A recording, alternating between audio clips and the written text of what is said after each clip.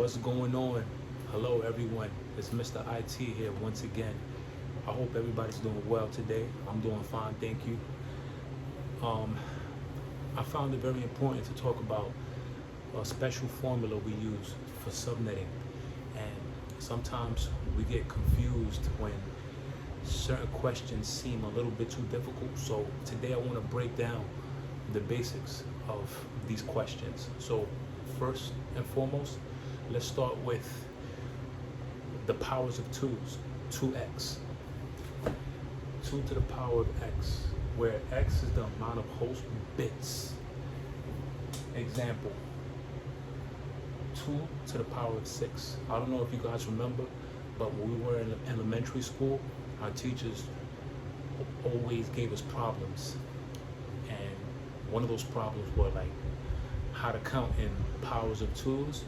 So what do we do when we have a 2x, but remember x is host bits. So we have 2, 6. So what do? We count in 2's. Our numbers are doubling till we get to 6. So I'm gonna give you guys an example. 2, 4, 8, 16, 32, 64. 64. Remember, when we see a question and it's asking us, for example, I put this question here so it'll be a lot more easier for us to visually see and know when are we going to use 2x.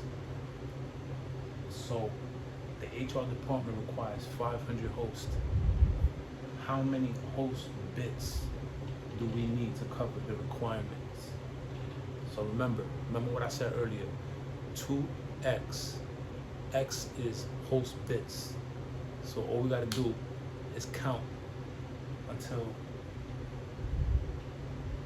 we cover 500 hosts. So let's do the same thing again we did earlier. 2, 4, 8, 16, 32, 64, 128, 264, 512. 2 over 9. So x equals 9, which gives us 512. And it's a little over 500 hosts, but we got our answer.